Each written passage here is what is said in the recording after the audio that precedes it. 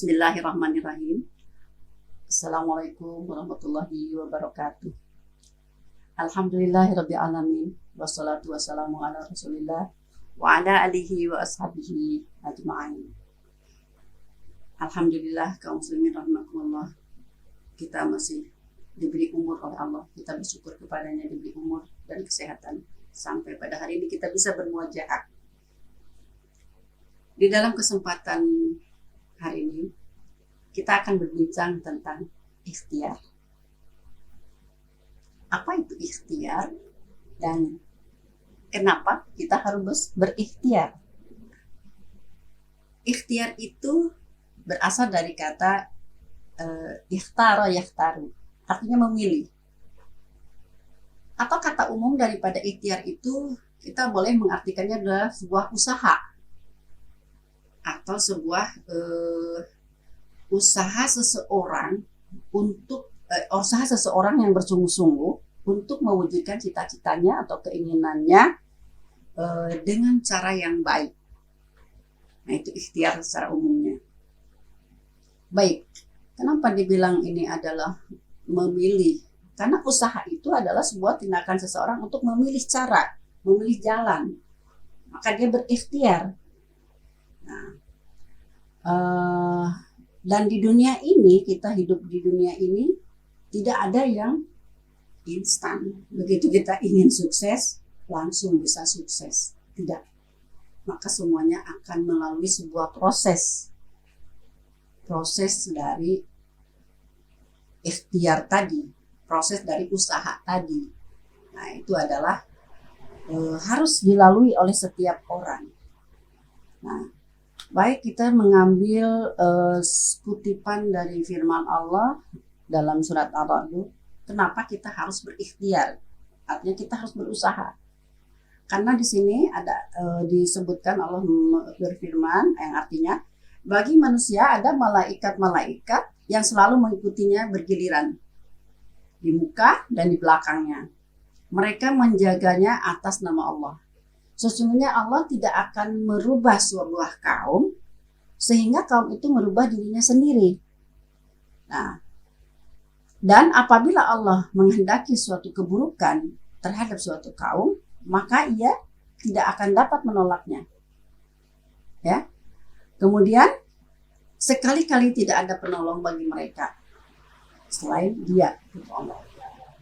Nah, di dalam ayat ini sebenarnya kalau kita ambil kesimpulannya, Allah itu memberikan kebebasan kepada kita untuk memilih mau jadi apa kita ini. Silahkan, kata Allah. Punya keinginan apa, buatlah.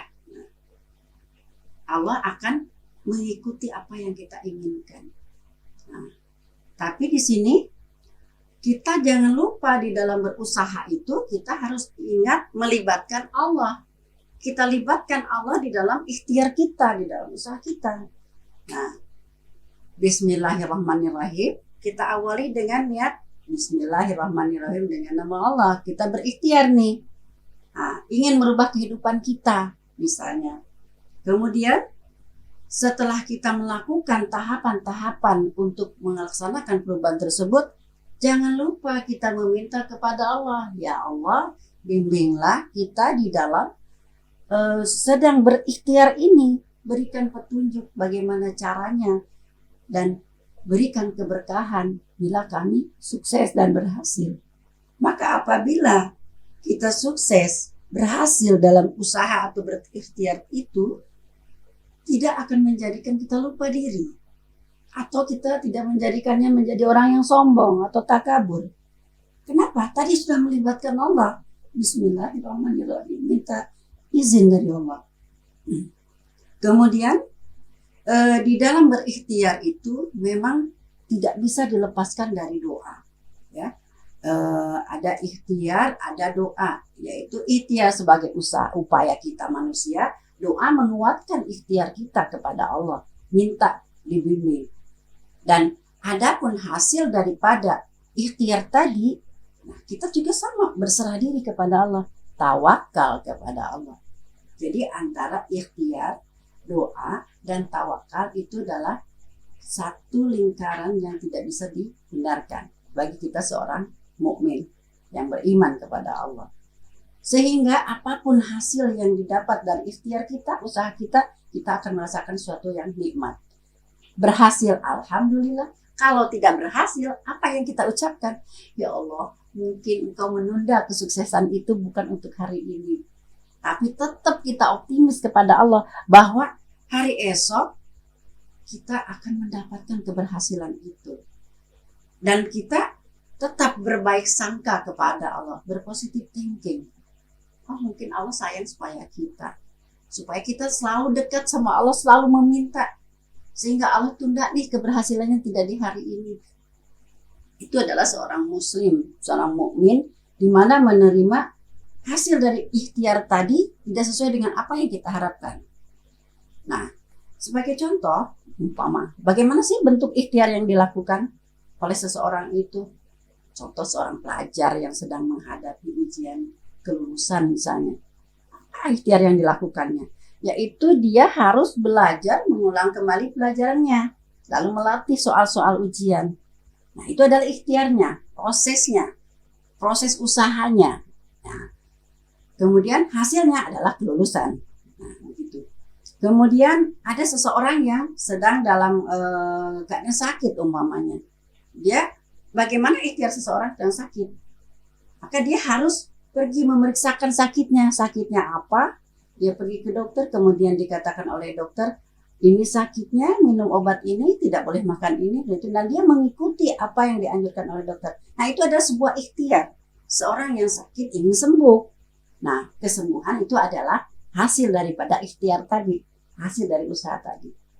Atau seseorang yang ingin sukses, ingin menjadi seorang pengusaha yang berhasil, ya. Nah, bagaimana cara ikhtiarnya?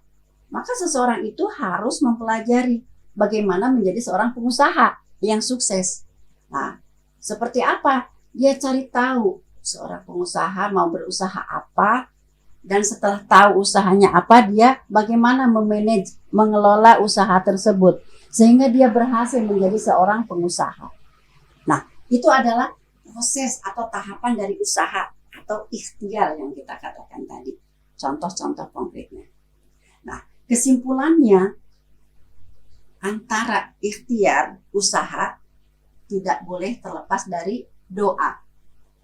Kemudian akhir daripada ikhtiar pun kita harus bertawakal kepada Allah.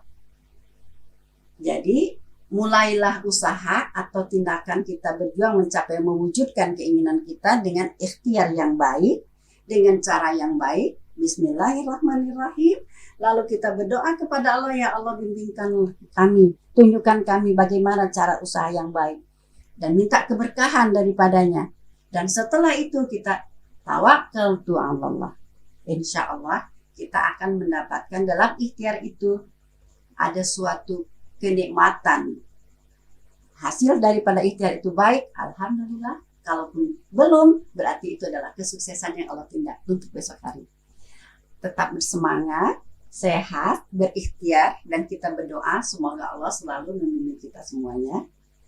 Saya cukupkan sampai di sini. Billahi taufiq wal hidayah. Wassalamualaikum warahmatullahi wabarakatuh.